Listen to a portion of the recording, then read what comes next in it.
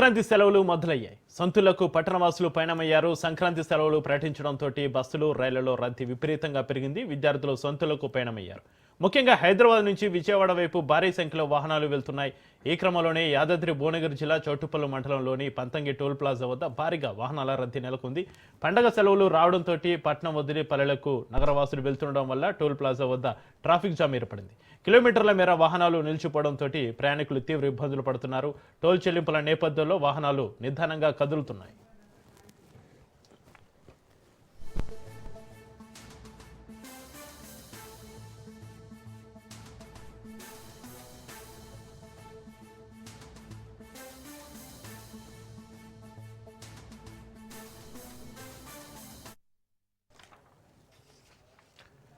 సంక్రాంతి పండుగ సందర్భంగా వాహనాల రద్దీ భారీగా పెరిగింది. చౌటుప్పల్ మండలం పంతంగి టోల్ ప్లాజా వద్ద విజయవాడ వైపు వెళ్లే వాహనాల సంఖ్య పెరగడంతో అధికారులు 11 టోల్ బూతులను తెరవగా హైదరాబాద్ వైపు 5 టోల్ బూతులను తెరిచారు. నిమిషానికి సుమారు 20 వాహనాలు వెళ్లేలా చర్యలు తీసుకున్నారు. రాబోయే రోజుల్లో రద్దీ మరింత పెరిగే అవకాశం ఉందని, ట్రాఫిక్ ఇబ్బందులు కలగకుండా ప్రత్యేక ఏర్పాట్లకు సంబంధించి మరింత సమాచారాన్ని పంతంగి టోల్ గేట్ నుంచి మరింత సమాచారం మా ప్రతినిధి పుల్లారావు లైవ్ లో అందిస్తారు. పుల్లారావు,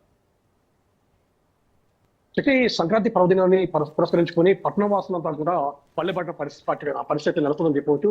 ప్రతి సంవత్సరం మాదిరిగానే ఈ సంవత్సరం కూడా సంక్రాంతి పర్వదినాన్ని పురస్కరించుకొని హైదరాబాద్ నగరంలో నివసిస్తున్నటువంటి ఆంధ్ర ప్రాంతానికి సంబంధించిన వారైతే అదేవిధంగా తెలుగు రాష్ట్రాల్లో ఇతర ప్రాంతాలకు సంబంధించిన వ్యక్తులైతే అందరూ కూడా తమ ఇళ్లకు చేరుకోవాలని చెప్పి బయలుదేరిన పరిస్థితి ఉంది. దీంతో వాహనాల రద్దీ అనేది జాతీయ రహదారిపై భారీగా పెరిగిందని చెప్పవచ్చు. హైదరాబాద్ విజయవాడ జాతీయ రహదారిపై కూడా వాహనాల రద్దీ నిన్న రాత్రి నుండి కొనసాగుతున్న పరిస్థితి నెలకొందని చెప్పవచ్చు. వరుసగా సెలవు దినం రావడం అంటే నిన్న సెకండ్ సాటర్డే, అదేవిధంగా ఈ రోజు సెకండ్ సాటర్డే, రేపు సండే మొత్తం చూస్తే పండుగకు సంబంధించి సెలవు దినాలు రావడంతో పెద్ద ఎత్తున కూడా అందరూ కూడా బయలుదేరిన పరిస్థితి నెలకొంది. యాక్చువల్ గా చూస్తే ప్రతి సంవత్సరం కూడా సంక్రాంతికి 2-3 రోజుల ముందుగా ఈ యొక్క వాహనాల రద్దీ అనేది కొనసాగేది. కానీ ఇప్పుడు వరుస సెలవు దినాలు రావడంతో మాత్రం ఈ యొక్క రద్దీ అనేది ఇప్పటి నుండి ప్రారంభమైందని చెప్పవచ్చు.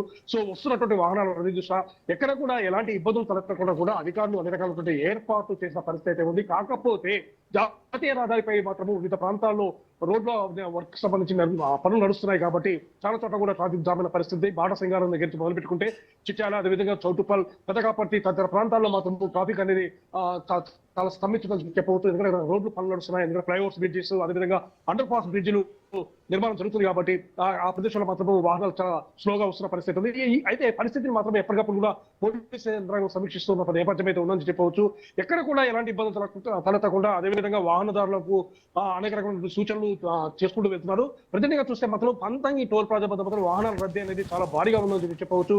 పంతంగి టోల్ ప్లాజా వద్ద ఉన్నటువంటి 16 టోల్ బూతుల్లో ప్రధానంగా చూస్తే మాత్రం 11 టోల్ బూత్లు విజయవాడ మార్గం వైపు ఉంచారు. అదేవిధంగా హైదరాబాద్ మార్గం వైపు 5 టోల్ వాహనాలు పంపిస్తున్న పరిస్థితి నెలకొందని చెప్పవచ్చు. ఎందుకంటే విజయవాడ మార్గం వైపు పెద్ద సంఖ్యలో వాహనాలు వస్తున్నాయి కాబట్టి 11 గేట్లను కూడా తెరిచిన నేపథ్యంతో ఉంది. అదేవిధంగా టోల్ ప్లాజా సిబ్బంది కూడా వాహనదారులకు సంబంధించి ఎలాంటి ఇబ్బందులు అదేవిధంగా అసౌకర్యం కలగకుండా ఉండే విధంగా కూడా ఆ యొక్క టోల్ బూత్ దాటి వెళ్లే విధంగా వాహనాలు సత్వరంగా వెళ్లే విధంగా కూడా అనేక రకాల జాగ్రత్తలు తీసుకున్నారు. ముఖ్యంగా ఆ యొక్క స్కానర్స్ ఏవైతే ఉన్నాయో స్కానర్స్ కూడా పర్ఫెక్ట్ గా ఉండేటట్టు చూసుకున్నారు.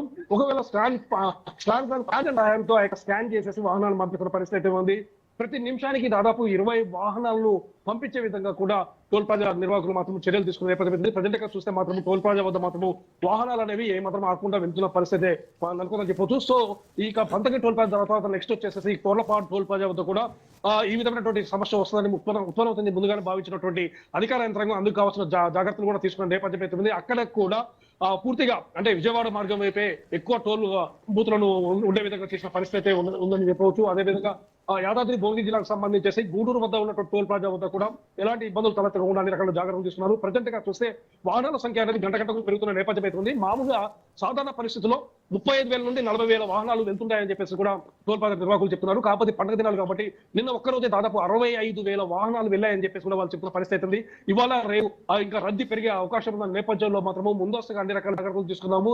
అదే విధంగా టోల్ గేట్ల వద్ద కూడా ఎక్కడ ఎక్కువసేపు వాహనాలు నిలవకుండా ఉండే విధంగా కూడా అన్ని రకాల జాగ్రత్తలు తీసుకున్నామని చెప్తున్నారు. ప్రజెంట్ గా చూసేవి పెద్ద రేపట్ల మాత్రం ఎక్కడ కూడా ఆకుండా వాహనాలు వెళ్ళిపోతున్న పరిస్థితి కనబడుతూ ఉంది. చక్రి, అయితే పుల్లారావు, ఫాస్ట్లాగ్ లేని వాహనాల పరిస్థితి ఏంటి? అలాంటి వాహనాల కోసం వాహనాల రద్దీ దృష్ట్యా ఎలాంటి ఏర్పాట్లు చేస్తున్నారు పుల్లారావు? చక్రి, ఫాస్టాగ్ లేనటువంటి వాహనాలకు సంబంధించేసి చివరిగా ఒక టోల్ బూత్ ని ఉంచడం జరిగింది. సో ఆ టోల్ బూత్ గుండా వెళ్ళాలని చెప్పేసి కూడా ముందుగానే అధికారులు సూచిస్తున్న పరిస్థితి ఉంది.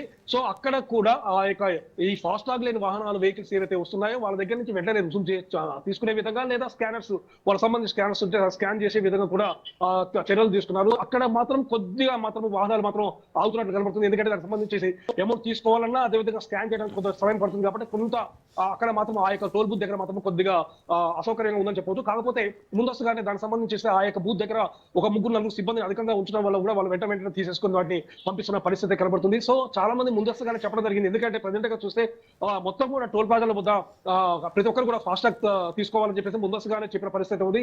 ప్రజెంట్ చూస్తే మాత్రం చాలా మంది తీసుకున్నారు. చాలా కొద్ది మంది ఎవరో ఒకరు తీసుకోకపోవడం, అదే విధంగా ఫాస్టాగ్ సంబంధించి రీఛార్జ్ చేసుకోకుండా ఉండడం వల్ల కూడా ఈ పరిస్థితి తలెత్తిందని చెప్తున్నారు. సో అలాంటి విషయంలో కూడా ఎలాంటి ఇబ్బందులు లేకుండా కూడా అన్ని రకాల ముఖ్య పోలీసులు కూడా ప్రతి విషయం కూడా తమ యొక్క విషయాల మొత్తం పర్యవేక్షణ చేస్తున్నారు. ఎందుకంటే రహదారికి సంబంధించేసి దాదాపు 175 వరకు బ్లాక్ స్పాట్స్ గా గుర్తించారు. వివిధ ప్రాంతాల్లో ప్రమాదాలు జరిగే అవకాశం ఉందని గుర్తించారు కాబట్టి ఆ యొక్క ప్రదేశాల వద్ద కావాల్సినటువంటి జాగ్రత్తలు తీసుకోవడం జరిగింది. ముఖ్యంగా ఎక్కడైనా ఏదైనా ప్రమాదం జరిగినా కూడా వెంటనే వెళ్లే విధంగా దానికి సంబంధించినటువంటి అంబులెన్స్ ఏర్పాటు చేసుకున్నారు. అదేవిధంగా ట్రైన్స్ వీటన్నిటి కూడా సిద్ధంగా ఉంచిన పరిస్థితి కనబడుతుంది.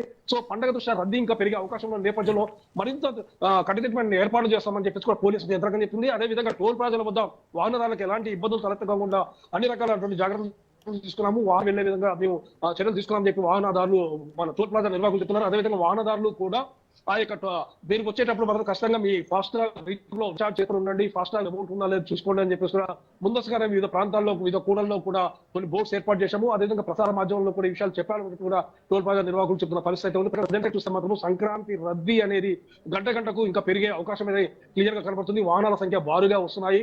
బాటసింగారం నుండి మొదలు పెడితే పంతంగి టోల్ ప్లాజా వరకు కూడా వాహనాలు అనేవి బారులు తిన పరిస్థితి కనబడుతుంది. Chakri right, thank you Pullarao.